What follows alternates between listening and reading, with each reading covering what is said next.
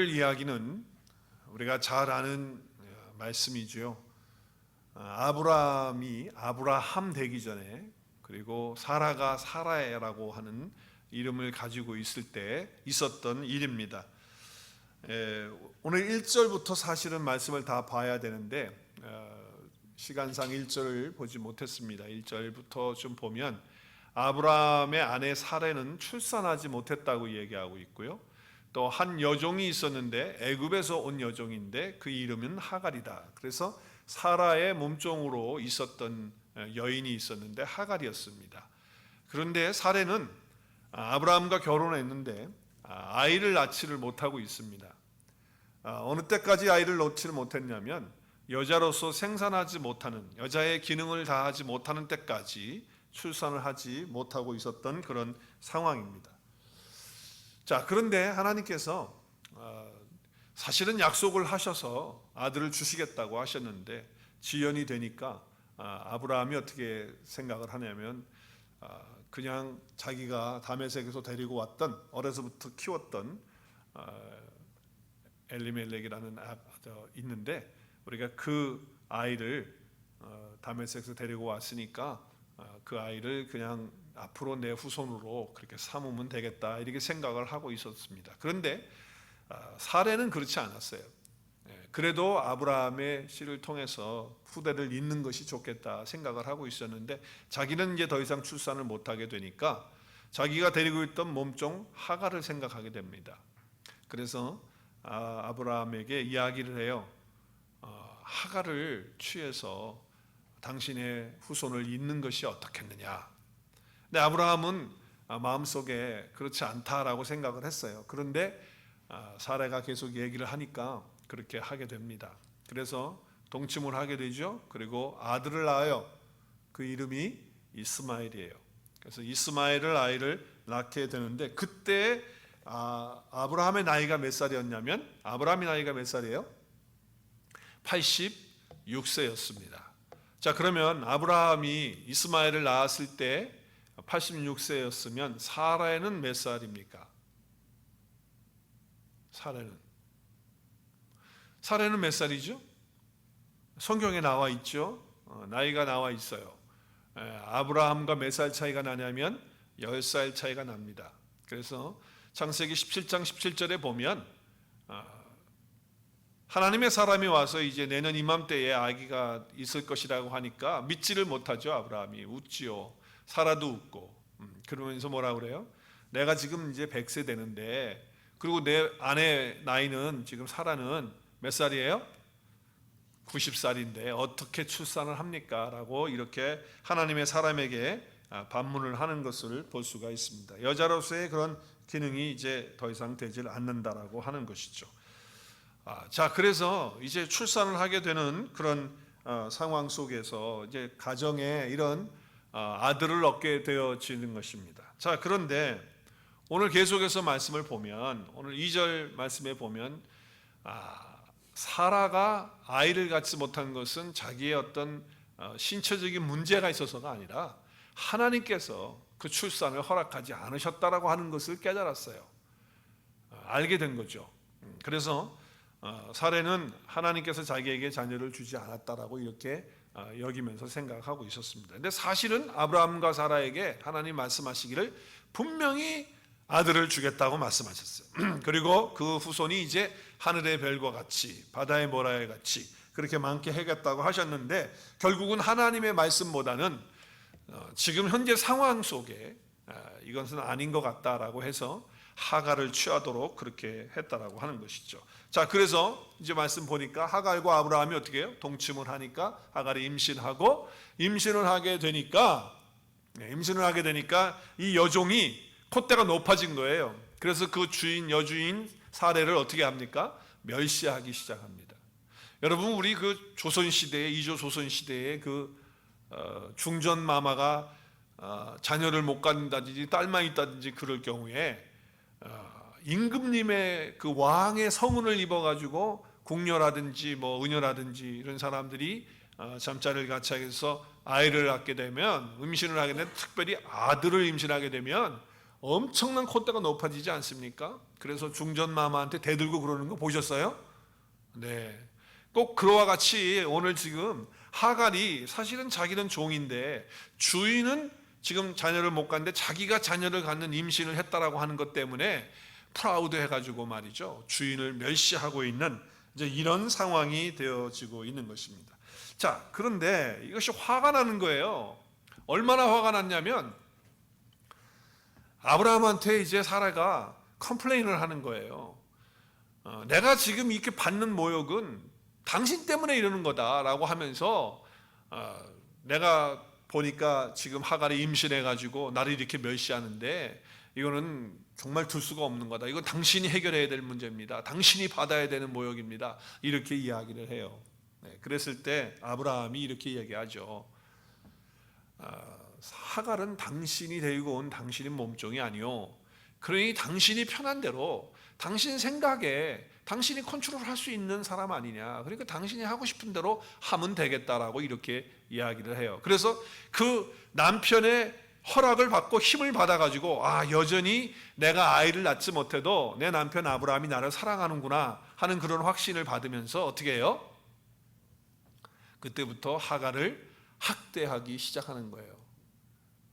어떻게 학대를 했는지 모르겠지만은 괴롭히는 거예요. 괴롭히는 거예요. 집을 나가라고 하는 말은 하지 않았지만 나가라고 말하는 것보다도 더 무섭게 학대를 하면서 괴롭히면서 힘들게 하는 거예요. 그래서 결국은 하갈은 견디다 못해 사례 앞에서 도망하게 되어지는 신세가 되고 마는 것이죠. 그것이 오늘 우리가 읽은 본문의 내용의 말씀이에요. 자, 그런데 결국은 우리가 다 알고 있지만 아브라함과 사례가 14년 후에 하나님이 약속하신 대로 아들 이삭을 얻게 되어지는 축복을 받게 되잖아요.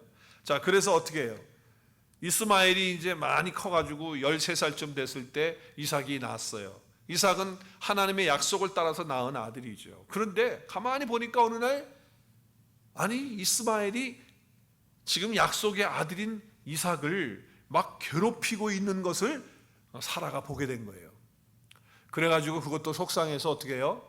또 그것을 가지고 아브라함에게 얘기를 하는 거예요. 뭐라고 얘기해요? 지금 가만히 보니까 유업을 받지 못할, 상속을 받지 못할 아들이 지금 그 여종의 아들이 말이지 상속 받을 우리 아들을 이렇게 괴롭히고 힘들고 놀리고 있으니 내쫓아야 된다라고 하는 거예요. 아브라함이 그렇게 얘기를 하는 거예요. 그랬을 때 뭐라고 얘기를 하느냐면 아브라함이 뭐라고 얘기하죠? 매우 근심을 하는 거예요. 이스마엘도 내 아들이고 이삭도 내 아들인데 씨는 같은데 배가 달라서 그렇지. 그러면 아버지의 마음은 똑같은 서자가 됐든 어찌 됐든 간에 똑같은 마음이 있을 거 아니에요. 자기 씨니까.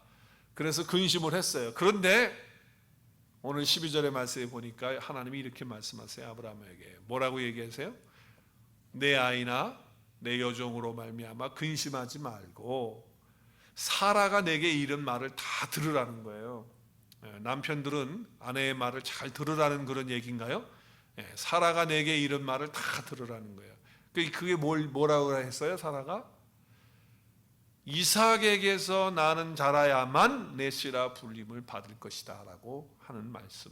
그 말씀을 사라가 했는데 그 이야기를 들으라고 하는 얘기죠. 그래서 결국 하나님은 이삭을 통해서 하나님의 약속으로 얻은 이삭을 통해서 하나님의 나라를 이루시고 구원자를 보내시겠다고 하시는 말씀을 주시고 있는 거죠. 자, 그래서 오늘 우리가 이 말씀을 읽으면서 그래, 아브라함의 가정의 이야기, 사라의 이야기, 그리고 하갈과 그리고 이스마엘과 또 그리고 이삭에 대한 이야기를 하는 것으로 그냥 스토리텔링으로 그런 내용이 있더라, 그렇더라, 그래서 그냥 끝나면 안 되겠죠. 여기에서 주어지는 하나님의 말씀이 있는 거죠. 그런데 우리가 볼 때 그냥 역사적인 사건으로만 끝난다고 한다면 이 말씀이요, 하나님 말씀이 될 수가 없죠. 하나님의 말씀은 반드시 영적으로 우리 가운데 임해야 돼요. 자, 그래서 모든 말씀들을 이제 사도 바울이 그리스도 예수 안에서 성령의 감동을 통해서 이 말씀을 비유로 해석을 해서 우리들에게 적용을 하는 말씀을 주시고 있어요. 그것이 갈라디아서의 말씀이죠. 우리 갈라디아서 말씀에 보면 구약의 이 모든 사건들은 그림자적인 것이고 이제 예수 그리스도가 오셔서 복음으로 우리 가운데 오심으로 말미암아 이제 그 말씀을 어떻게 하셨다는 거예요. 실체가 와서 이루었다고 하시는 거죠. 자, 그래서 갈라디아서 4장 22절에 보면 이렇게 얘기를 해요. 기록된 바는 지금 창세기 16장 이하의 말씀이죠. 아브라함에게는 두 아들이 있었다. 하나는 여종에게서, 여종이 누굽니까? 누구지요? 여종이? 하갈에게서 낳은 아들이 누구예요? 이스마엘. 그죠? 그리고 하나는 자유 있는 여자. 누구예요? 사라. 그 사라에서 낳은 아들, 자유하는 아들 누구? 이삭. 그래서 두 아들이 있었다는 거예요. 하나는 여종에게서, 하나는 자유하는 자에서 낳았다는 거예요. 여러분, 그러니까 여종의 아들 이스마엘은 상속자가 될 수 없다는 거죠. 그러나 자유하는 여자에서 난 아들 이삭은 상속자가 된다는 거예요. 하갈이 아무리 몸부림친다 하더라도, 이스마엘이 아무리 몸부림친다 할지라도 그가 상속자가 될 수는 없다는 거예요. 자, 이스마엘의 어머니는 하갈이고 이삭의 어머니는 사라예요. 그렇죠? 그런데 하나님의 언약이 임한 어머니는 누구냐면 사라에게 임한 거예요. 그래서 하나님의 약속이 임한 자에게 하나님의 놀라운 역사가 이루어진다는 거죠. 자, 그런데 이스마엘이나 이삭이나 아버지는 같아요. 아브라함으로부터 왔다는 거예요. 물론 어머니는 다르지만 아버지는 같다라고 하는 거죠. 자, 그렇기 때문에 우리가 율법과 복음도 마찬가지라는 거예요. 지금 하갈, 여기 지금 여종에게서 난 이스마엘과 하갈은 율법을 설명하고 있고 옛 언약을 설명하고 있고, 자유 있는 여자, 이 지금 사라와 이삭은 하나님의 약속받은 새 언약 가운데 있는 그 사람을 말하고 있는 거예요. 그걸 비유로 지금 사도 바울이 설명을 하고 있는 거죠. 그래서 율법과 복음에 대한 메시지를 이 비유를 통해서 하고 있는 거예요. 결국 율법은 신의 산에서 주어진 것이잖아요. 그리고 하나님의 새 언약은 새 예루살렘에서 주어진다라고 하는 거예요. 그래서 25절에 가서 보면 하갈은 아라비아에 있는 시내산에서 받았다는 거예요. 시내산 율법을 받아서, 율법 체계는 뭡니까? 우리가 이렇게 하면 하나님이 이렇게 해주시겠다는 쌍무의 체계를 받는 그런 어떤 언약을 했어요. 서로가 내가 이걸 하면 너도 이렇게 해주겠다라고 하는 그런 언약이었어요. 그러나 예루살렘에 있는 곳에 하나님의 자녀들은 그게 아니고 그냥 자녀이기 때문에 주어지는 은혜고, 자녀이기 때문에 주어지는 그런 유업이라고 하는 거예요. 기업이라고 하는 거예요. 그러니까 지금 복음과 율법에 대해서 설명을 하면서 결국 어떻게 되느냐, 지금 율법에 속해서 육체에 속한 그런 자가 지금 하나님의 약속 안에 있는 사람들을 괴롭히고 힘들게 한다라고 하는 거예요. 그래서 갈라디아서에서 그 말씀을 인용하면서 사라가 본즉 아브라함의 아들 애굽 여인 하갈의 아들이 이삭을 놀리는지라, 이 말씀을 그대로 받아가지고서는 어떻게 비유적으로 설명을 하고 있냐면 이렇게 설명하고 있어요. 육체를 따라서 난 자가, 그게 누굽니까? 이스마엘이에요. 그가 성령을 따라서 난 자가 누구예요? 이삭이에요. 약속을 따라서 난, 하나님의 성령을 따라서 난 자가 박해를 한다는 거예요. 근데 이제도 그러하다는 거죠. 그러니까 사도 바울이 그 갈라디아서를 쓸 때도 율법에 속해 가지고서 율법주의자들, 행위로 구원받고 행위로 무엇을 하려고 하는 그런 사람들이 성령을 따라서, 약속을 따라서 믿음으로 하려고 하는 사람들을 괴롭히고 힘들게 했다라고 하는 거예요. 근데 이제도 지금 그렇다는 거예요. 지금도 마찬가지예요.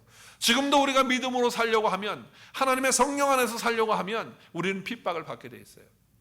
그것도 하나님의 자녀가 아닌 육체를 따라간 사람들에 의해서 우리가 그런 핍박과 그런 어려움을 당한다라고 하는 것이죠. 자, 그래서 결국 바울은 그렇게 말하면서 너는 누구냐라고 하는 거예요. 우리는 누구냐? 우리는 누구냐? 우리는 하갈의 자녀냐? 사라의 자녀냐? 우리는 율법으로 난 사람이냐? 복음으로 난 사람이냐? 그것을 설명하고 이야기를 하고 있는 거예요. 자, 저와 여러분은 누구의 자녀입니까? 하갈의 자녀입니까? 사라의 자녀입니까? 시작.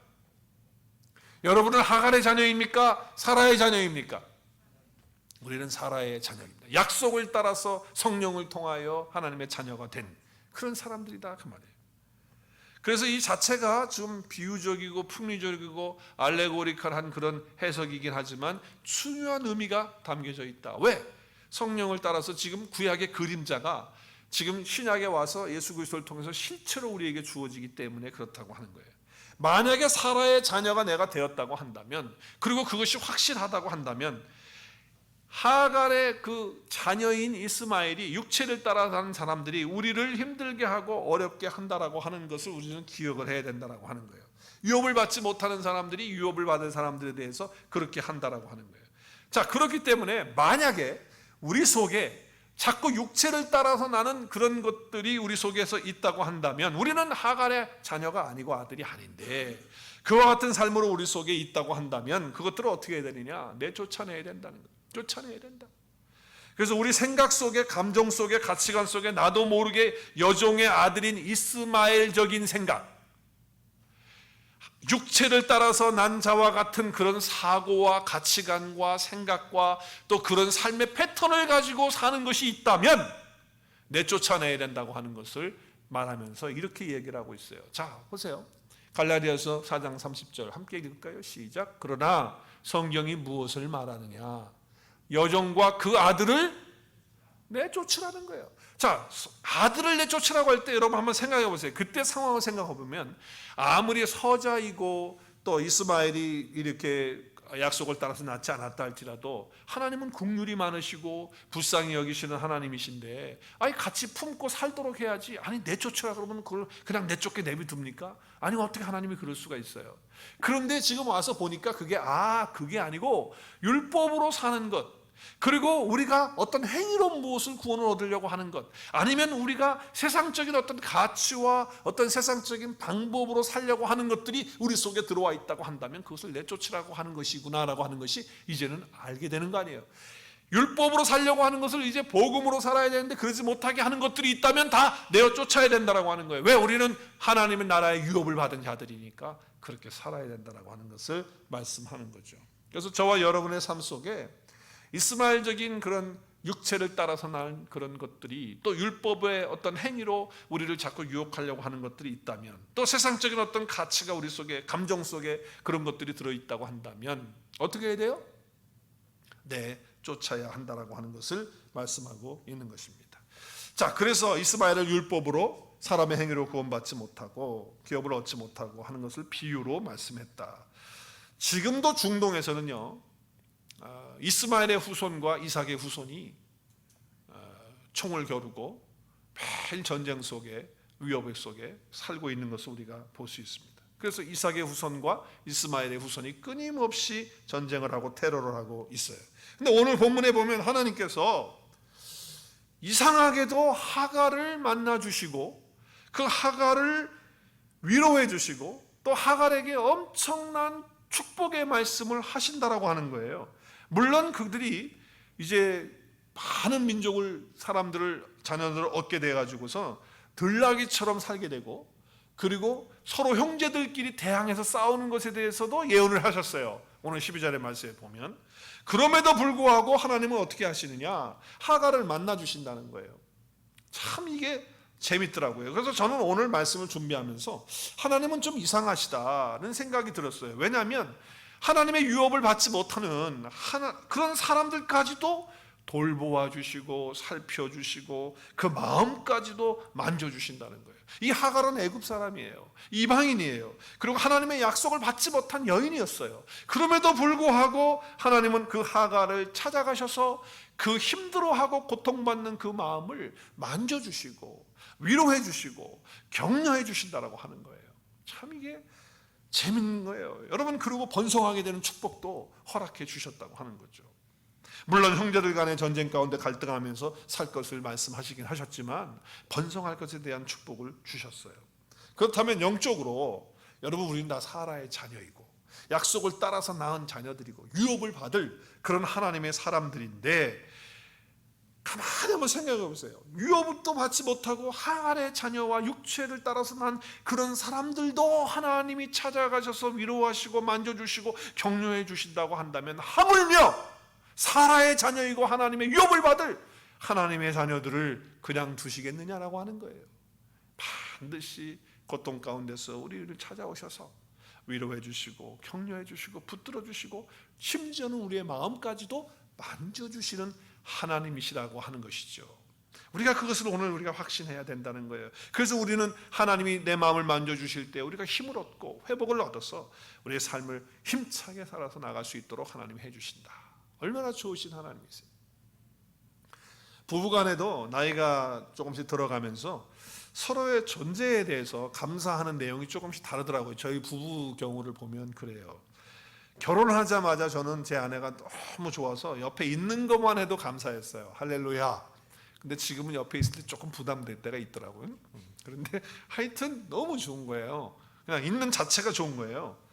그리고 조금만 나에게 잘해줘도 내가 어떻게 그렇게 행복한지 말이죠. 여러분 다 그러셨죠? 지금도 그러시죠? 아멘?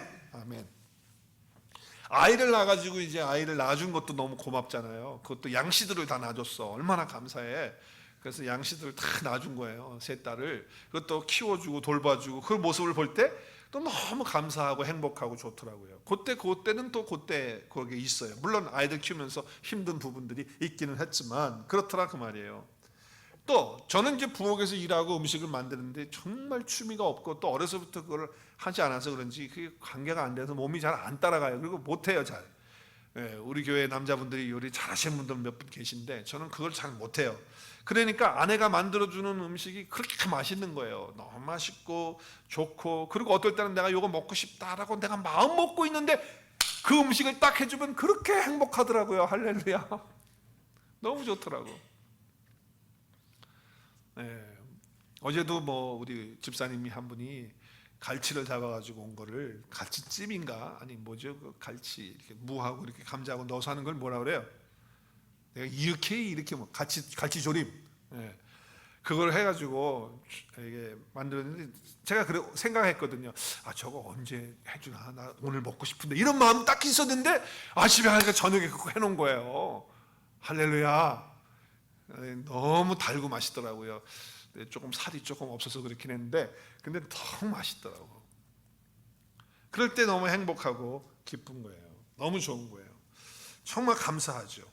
근데 요즘에 들어서는 이제 나이가 들면서는 뭐 그런 것들도 감사하고 행복하지만 아내가 내가 조금 힘들어하는 모습을 보일 때라든지 아니면 좀 말이 없이 이렇게 있다든지 그러면 옆에 와가지고 그저 말 한마디 하는 거, 여보 오늘 수고했어요, 이렇게 한마디 하는 게 그게 내 마음속에 더 큰 위로와 격려가 되고 힘이 되더라고요.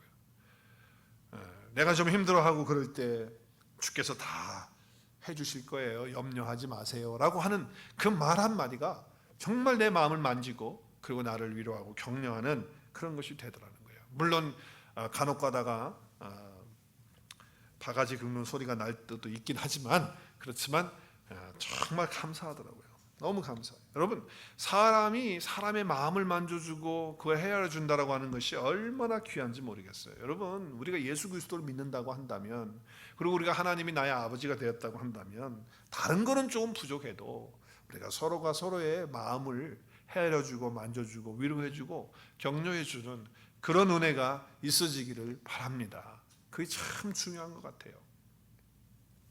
성도들은 다른 거는 몰라도 우리가 서로가 서로를 마음을 좀 헤아려주고 서로의 마음을 만져줄 수 있는 그런 은혜가 우리 가운데 있어야 되겠고, 직장에서도 그렇고 여러분 삶의 모든 과정에서 그래요.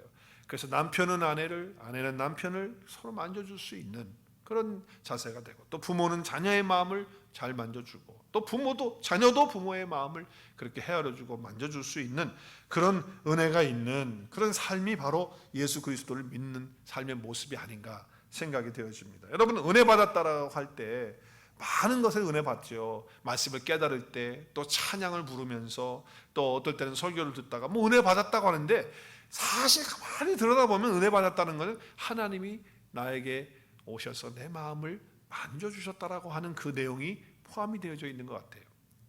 그래서 내가 위로받고 힘을 얻었다라고 할 때 은혜 받았다라고 하는 것을 표현하는 것 같다고 하는 생각이 듭니다. 여러분, 오늘 본문에 그 하나님의 마음, 또 사람의 마음을 만지시는 그런 내용이, 그것도 약속의 자녀가 아닌 육체를 따라서 난 자녀의 그 어머니, 그 하갈과 그 이스마엘을 만지시는 하나님의 그 만져주시는 그 은혜를 오늘 말씀을 통해서 볼 수가 있어요. 여러분 보세요. 하갈은 지금 처지가 도망자의 처신이에요. 처제예요. 그렇죠? 그리고 임신까지 했는데 그 임신을 하게 되면 몸도 잘 저기 해야 되고 신경 쓰지 말아야 되고 음식도 잘 먹고 편안하게 있어야 되는데 지금 학대를 받으니까 얼마나 힘들어요. 그리고 이제 도망가는 그런 비참한 처지가 되었다고 하는 거예요. 그런데 하나님께서 이런 상황인데 어떻게 합니까? 오늘 7절에 보니까 여호와의 천사가 사막 샘물 곁에 있는 하갈에게 나타나셨다는 거예요. 참 하나님의 나타나셔서 뭘 하셨을까요? 그 샘물은 어디에 있냐면 그 샘가에 앉아 있었단 말이에요. 목이 말고 힘드니까. 지금 자기 고향으로 아마 내려가는 길이었던 것 같아요. 지도를 보니까 제가 거기 지도를 보니까 여기쯤이더라고요. 여기쯤. 지금 여기에서부터 내려와 가지고 이렇게 해서 여기까지 지금 온 거예요. 아직도 가려면 한참 가야 돼요. 이런 상황 속에서 하나님께서 천사의 모양으로 나타나셔서 그에게 말씀하시고 위로하시는 거예요. 참 얼마나 은혜로운지 몰라요. 그래서 오늘 그 은혜를 받고서는 하갈이 이렇게 고백하잖아요. 13절에 어떻게 고백? 함께 읽을까요? 시작. 하갈이 자기에게 이르신 여호와의 이름을 나를 살피시는 하나님이라 하였으니 이는 내가 어떻게 여기서 나를 살피시는 하나님을 배웠는고 함이라. 자기의 마음을 살펴줬다는 거예요. 자기의 형편을 봐주셨다는 거예요. 내가 지금 고통받고 있고 괴로워하고 있는 이것을 하나님이 아시고 위로해 주셨다는 거예요. 내 마음을 만져주셨다는 거예요. 이런 은혜를 지금 체험하고 있는 거예요. 하갈이. 하나님이 감찰하셨다. 하나님이 마음을 만져주셨다라고 하는 거죠. 자, 그런데 하나님께서 이 마음을 만져주시는 방법에 있어서 우리가 생각하는 방법하고는 조금 다른 방법을 택하세요. 그 방법이 어떤 방법이냐면 오늘 말씀에 9절에 보니까 여호와의 사자가 그에게 이르되 뭐라고요? 내 여주인에게로 돌아가서 그 수하에 복종하라. 그 여주인이 누구예요 지금? 자기를 핍박하고 괴롭히고 그리고 아주 무시하고 그래서 막 자기가 학대를 받아가지고 견디지 못하게 만들었던 사라를 지금 말하고 있어요. 글로 다시 돌아가라는 거예요. 아니 어떻게 자존심이 있지. 그리고 내가 정말 또 가서 그런 학대를 어떻게 받고 살아요. 못 가지요. 우리 형편은 안 되죠. 그런데 거기 가서 복종하라고 이렇게 얘기하는 거예요. 하나님이 마음 만지시는 방법이 참 이상하세요. 그렇죠? 여러분 이 말을 들으면 여러분의 마음은 어떤 생각이 들어요? 갈 수 있을 것 같아요? 솔직히 얘기해봐요. 솔직히 갈 수 있을 것 같냐고요? 쉽지 않은 거예요. 죽으면 죽었지 다른 곳으면 가면 갔지 내가 거기는 못 간다. 아마 이렇게 했을지 몰라요. 그런데 하나님은 그곳에 가라고 이렇게 말씀하시는 거예요. 자, 하나님 마음을 만지실 때 어떻게 만지시느냐 기억하십시오. 첫 번째, 본래의 자리로 돌아가서 순종하라는 겁니다. 하나님과의 관계에 있어서도 원래 내가 있어야 되는 자리가 있잖아요. 그 정위치로 돌아가는 길이 행복한 길이라. 여러분, 남편은 남편의 자리로 돌아갈 때 그때 서로의 밥 만져주는 거예요. 아내는 아내의 자리로 돌아갈 때 되는 거예요. 성도는 성도의 자리로 돌아갈 때 그때 하나님이 마음을 살펴주시고 만져주시는 은혜가 있는 거예요. 그 자리에 돌아가지 않고 그냥 내 마음대로 하면서는 하나님 마음을 만져줘도 그게 회복이 안 되는 거예요. 하나님 만지시는 방법은 이렇다는 거예요. 여러분 힘들고 좀 자존심 상하고 어려워도 하나님이 나로 하여금 있으라고 하는 그 자리에 본래 있어야 되는 그 자리에 돌아가서 순종하고 있으면 하나님이 우리의 마음을 만지시고 회복하시고 역사하시는 체험을 하도록 하신다는 것입니다. 할렐루야. 여러분 그래서 우리가 환경을 바라보지 않고 이제 주님을 바라보는 그런 삶이 되는 거예요. 사람을 바라보지 않고 하나님을 바라보게 하시는 거예요. 그런 면에서 왜? 하나님은 마음을 치료하시고 마음을 만지시는 전문가시거든요. 그렇기 때문에 전문가가 볼 때 지금 문제는 지금 문제가 아니에요. 지금 사라가 문제가 아니에요. 하갈이 하나님을 바라보는 것이 문제죠. 자기 자리에서 하나님을 바라보는 거예요. 문제에 빠지면 문제 속에서 우리가 헤어날 수가 없어요. 그러나 그 순간에 사라를 바라보지 않고 하나님을 바라볼 때 하나님이 나를 만져주시고 치료하시고 회복하시는 역사가 이루어지는 거예요. 그러니까 우리는 어디에 있어야 되느냐? 하나님이 있으라고 하는 그 자리에 본래의 자리에 있어야 한다. 돌아가야죠. 거기서 순종해야 된다라고 하는 거예요. 제가 멕시코 단기 선교를 여러 차례 갔습니다. 정말 많이 갔습니다. 많이 갔는데 한 번은 그 선교사님이 이런 얘기를 하세요. 여름에 되면 3개월 정도씩 그 농장에서 일을 하는 사람들이 철새처럼 이렇게 온답니다. 그래서 숙소가 다 마련돼 있대, 그 농장 옆에. 그래서 숙소에서 기거하면서 이제 또 3개월 농사 일을 하고, 그리고 또 다른 농장에서 또 일하고. 그런데 그 인원이 보통 500명에서 700명이래요. 그래서 여름이 되면 철새처럼 다니면서 이제 그 일을 하는 거예요. 그런데 그들에게 복음을 전해야 됩니다, 목사님. 그러시더라고, 선교사님이. 그래서 우리가 그럼 그 일을 하겠습니다. 어떻게 하면 됩니까? 그러면 농장에 어느 농장이 있으니까 그 농장에 가서 하도록 준비하시면 되겠습니다. 그래서 이제 우리가 이제 그 농장을 다니면서 복음을 전하는 일을 하기 위해서 준비했어요. 그리고 이제 멕시코에 갔는데 그 농장에 가니까 그 농장 숙소가 이제 있어요. 그리고 낮에는 이제 다 아빠들은 다 일하러 나가고 아이들을 보는 엄마들하고 이제 아이들만 있는 거예요. 그래서 숙소에 가서 낮에는 이제 아이들 데려다가 성경을 이제 가르치면서 또 성경에 나오는 그림들을 그리게 하면서 하나님의 말씀을 복음을 들을 수 있도록 해주기 위해서 그렇게 이제 불러 모으는 거죠. 가서 숙소에 가서. 그리고서 이제 엄마들에게는 또 엄마 나름대로의 이제 그 일을 하면서 뭐 이렇게 만들어 주는 걸 하면서 엄마들에게도 복음을 전하고 이제 이렇게 하는 플랜을 해가지고 간 거예요. 근데 숙소에 딱 가니까 눈물이 핑 도는 거예요. 사람이 들어가서 살 수 있는 것이 아닌 거야. 아무리 봐도.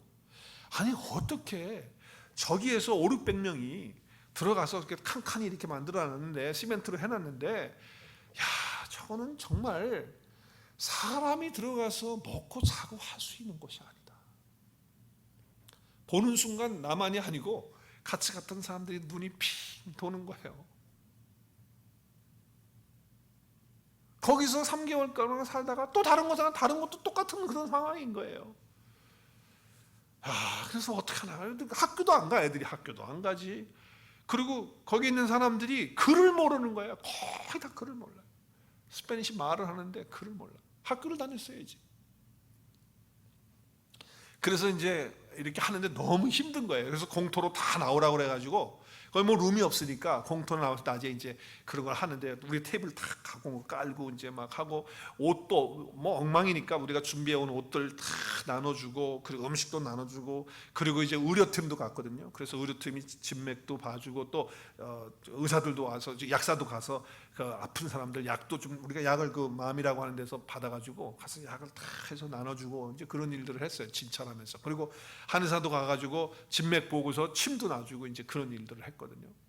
그러니까 뭐 거저 준다고 하니까 많은 사람들이 온 거예요. 그러니까 다 왔어요. 그리고 저녁 때 되면 그 아빠들이 오면 저녁에는 캄캄해지면 그 공터에다가 스크린 하나 큰 거 해놓고 스피커 해가지고 그 발전기 전기가 없으니까 발전기 돌려가지고서는 멀리 갖다 놔요. 시끄러우니까 옆에다 못하니까 줄 익스텐션 큰 거 해가지고 발전기, 가스 발전기 돌려가지고 그 불 켜고 이제 그 영상을 보여주는데, 예수 영화를 보여주는 거예요.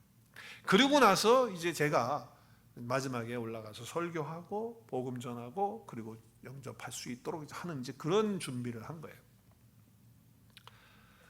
그런데 한 3일을 하고 나니까 너무 지치고 덥고 힘들고, 육신적으로도 힘들고 또 영적으로도 이게 막 힘들더라고요.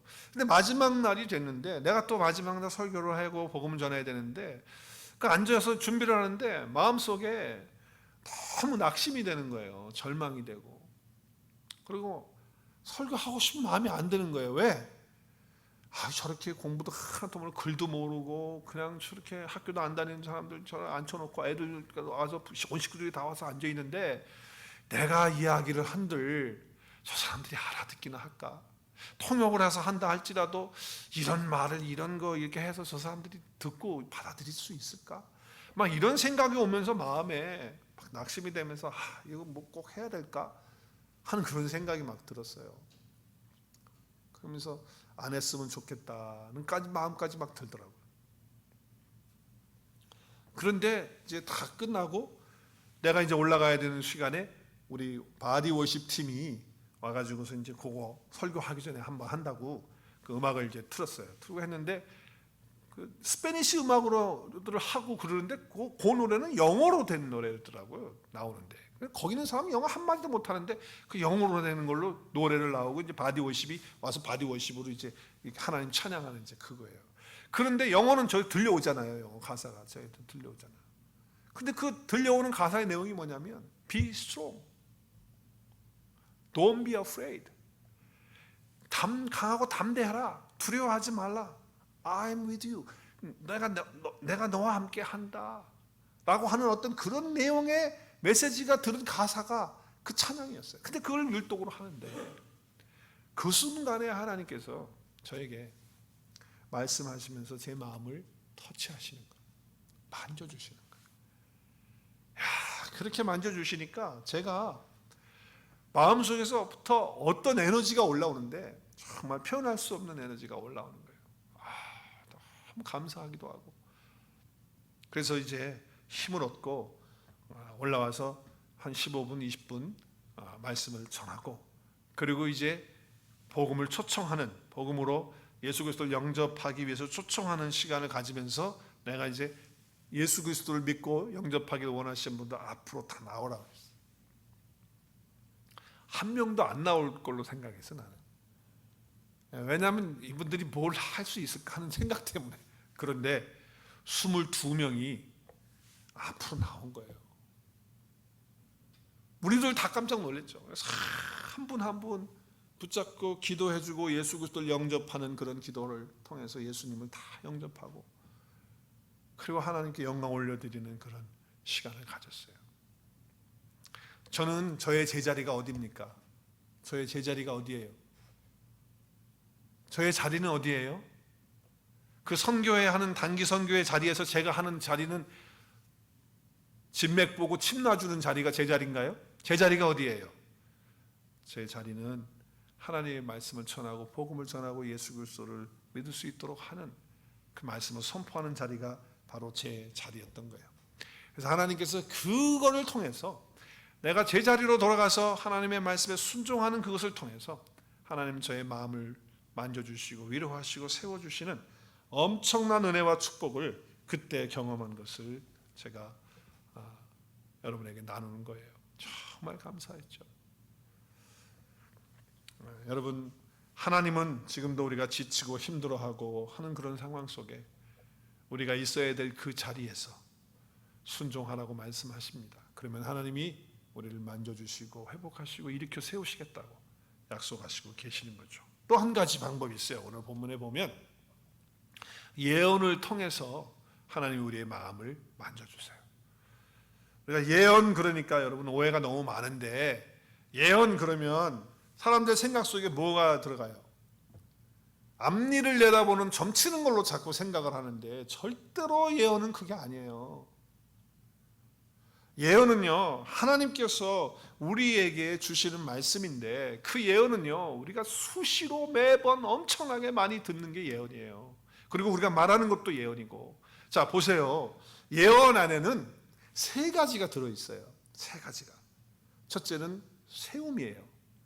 두 번째는 격려하고 권면하는 거예요. 그리고 세 번째는 위로하는 거예요. 이건 제 얘기가 아니에요. 하나님의 말씀이죠. 우리 한번 말씀 읽겠습니다. 고린도전서 14장 3절 시작.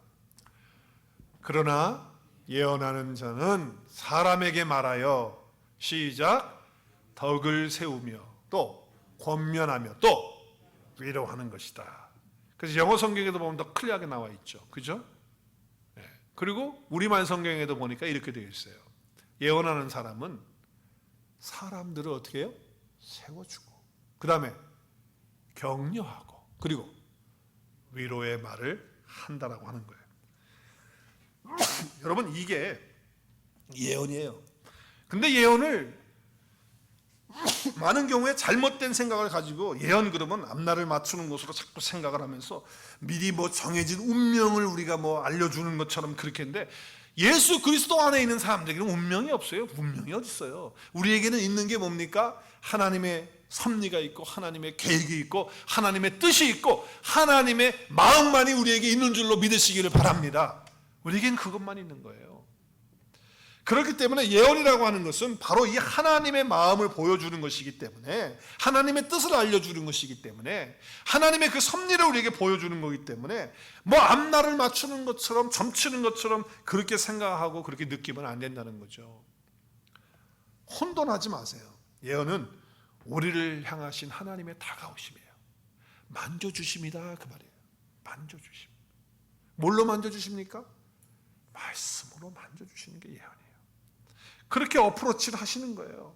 그리고 여러분, 예언의 은사를 받아서 예언하는 것은 하나님이 주시는 말씀을 통해서 세워주고 격려해주고 위로해주는 게 바로 예언입니다. 여러분, 성경 66권은 다 예언의 말씀이에요. 다 예언의 말씀이에요. 여러분, 우리가 그렇기 때문에 아침 매일 묵상 큐티를 하면서 우리는 매일 아침마다 굉장한 예언을 받습니다. 할렐루야. 아무도 아멘이 없으시네. 아침마다 우리는 아침 묵상을 하면서 말씀을 읽으면서 묵상하면서 큐티하면서 굉장히 많은 예언을 받습니다. 아멘. 오늘 내게 주신 말씀은 하나님이 나를 향하신 다가오심이에요. 어프로치고 만져주심이에요. 그게 예언이란 말이에요. 그래서 저는요, 기도하는 가운데 예언을 정말 많이 받아요. 여러분도 그러시죠? 저는 찬양하는 가운데 예언을 많이 받아요. 정말 그래요. 저는 말씀을 준비하면서 말씀을 묵상하면서 엄청난 예언을 받아요. 그게 뭐예요? 내가 세워지고 내가 격려받고 내가 위로받는다 그 말이에요. 여러분, 찬양할 때 위로 못 받아요? 격려 못 받아요? 여러분, 기도하면서 위로받고 격려받고 세움받지 않아요? 설교 들으면서 그렇지 않아요? 여러분, 그런 거예요. 예언은요, 하나님으로부터 내게 다가오는 것, 그것이 예언이라는 거예요. 어마어마한 거죠. 오늘 보세요. 말씀 보시면 하나님께서 하갈에게 나타나셔서 사자로 오셔서 뭐라고 말씀하세요? 이제 내 씨가 크게 번성해서 그 수가 셀 수 없이 많게 된다. 그리고 여호와 사자가 또 뭐라고 그래? 네가 임신했는데 아들을 낳는데 아들 이름을 뭐라고요? 이스마엘인데 그 뜻이 뭡니까? 여호와께서 내 고통을 들으셨다는 거예요. 자, 보세요. 번성하고 충만케 하고 내 자손이 많아지게 된다는 것만 들어도 벌써 얼마나 세움을 받고 위로를 받고 격려를 받습니까? 근데 거기에다가 또 뭐예요? 내가 네가 당하고 있는 고통과 아픔과 그 정말 슬픔을 내가 다 안다. 내가 듣고 있다. 내가 다 알고 있다. 라고 하는 말씀을 들었을 때 하갈은 어떻겠어요? 엄청난 세움을 받고 위로를 받고 격려를 받는 거예요. 하나님 만져주시는 것을 체험하는 그런 시간이 된 게 분명하단 말이죠. 위로라고 하는 것은 마음을 보듬어주는 거 아니에요? 격려라는 것을 우리에게 힘을 주는 거 아니겠어요? 그래서 하나님의 놀라운 역사는 하나님이 우리를 만져주실 때는 세 가지, 위로, 격려, 세워줌을 통해서 예언의 그 말씀들을 통해서 해주신다는 거예요. 오늘도 이 아침 예배하면서 하나님이 여러분의 마음을 만져주시는 예언의 역사가 있어지기를 주님의 이름으로 축복합니다. 오늘 마지막 결론은 14절인데 14절에 보면 이렇게 말씀하세요. 이러므로, 결론이지요. 이러므로 그 샘을 뭐라 그래요? 부엘라라헤로이라 불러라. 이것은 가데스와 게레 사이에 있는 지역을 말했어요. 아까 그 지도에 보신 대로 거기쯤이에요. 근데 이 부엘라라헤라고 하는 이 단어는, 이 단어가 세 개예요. 세 개가 같이 붙어 있는 거예요. 그래서 부엘, 샘물이죠. 우물. 그리고 라헤, 살아있다, 살아있는. 그리고 로이라, 보다, 본다. 그럼 뭐예요? 합쳐보세요. 말을 합쳐보세요. 시작. 네? 살아계셔서 보고 계시는 하나님의 샘물. 네, 그런 뜻이에요. 살아계셔서 보고 계시는 하나님의 샘물이라는 거예요. 여러분, 그러니까 이 영원한 샘물로 나와야 돼요. 이 샘물은 누구를 예표하고 있습니까? 예수 그리스도를 예표하고 있어요. 예수님을 통해서 우리는 하나님 만날 수 있어요. 예수님을 통해서 생수를 마실 수 있어요. 예수님을 통해서 예언의 말씀을 통하여 위로받고 세움받고 격려받을 수 있는 거예요. 그 생수를 우리는 마셔야 되는 거예요. 그래서 우리는 항상 주 앞에 마음의 문을 열고 주님이 우리를 만져주시도록, 그래서 우리가 생수를 마시고 그 샘물에서 계속 나오는 하나님의 예언의 말씀을 통해서 세움받고 격려받고 위로받을 수 있는 저 여러분 될 수 있기를 주의 이름으로 축복합니다. 세상 살다 보면 별별 일 다 있어요. 정말 어려운 일 많고요. 마음에 자꾸 실망되어지는 일도 생기고요. 하나님이 나하고 멀게 있는 느껴지는 것 때도 있는 것 같고요. 나 혼자 있는 것 같기도 할 때도 있고요. 여러 가지 그런 상황이 있을 때 있어요. 그럴 때 여러분 놓쳐서는 안 되는 메시지 하나 있어요. 그게 뭐예요? 하나님은 살아계셔서 나를 보고 계시고 하나님의 샘물로 나를 초청하셔서 내 마음을 만져주시는 분심을 잊지 마시기를 바랍니다. 여러분, 오늘 이 아침에 예배하면서 마음을 여세요. 그냥 그러면서 자기 마음대로 결론으로 가지 말고 주님 앞에 나와서 손을 들고 찬양하세요. 찬양 가운데 하나님께서 내 마음을 만져주실 줄로 믿습니다. 말씀을 펴놓고 말씀 묵상하세요. 큐티하세요. 하나님께서 그 가운데 예언의 말씀으로 여러분을 만져주실 것입니다. 여러분 무릎 꿇고 하나님께 기도하는 시간 가지세요. 하나님 그 가운데 여러분을 만져주시는 은혜가 있을 것입니다. 그러면 우리가 그 가운데서 아무리 힘들고 어려운 상황이라 할지라도, 코로나가 창궐하는 이런 상황 속에서 우리를 낙심시키는 그런 자리가 된다 할지라도, 고통의 자리라 한다 할지라도, 상처의 자리라 할지라도 우리는 거기서 일어날 줄로 믿습니다. 우리가 그런 은혜 가운데 사는 자들이라는 거예요. 이제 일어나셔서 하나님이 만져주시는 그 손길을 경험하고, 이제 그걸 경험한 걸 가지고 나만이 아니고 이제 마음 아파하고 힘들어하고 있는 사람들에게까지 하나님의 터치가 되어주는, 그래서 여러분의 손길을 통해서 그들을 세워주고 여러분의 말을 통해서 위로하고 격려해주는 하나님이 만져주시는 삶의 아름다운 모습들을 여러분의 삶에서 이루시는 저와 여러분 될 수 있기를 우리 주 예수 그리스도의 이름으로 축원합니다.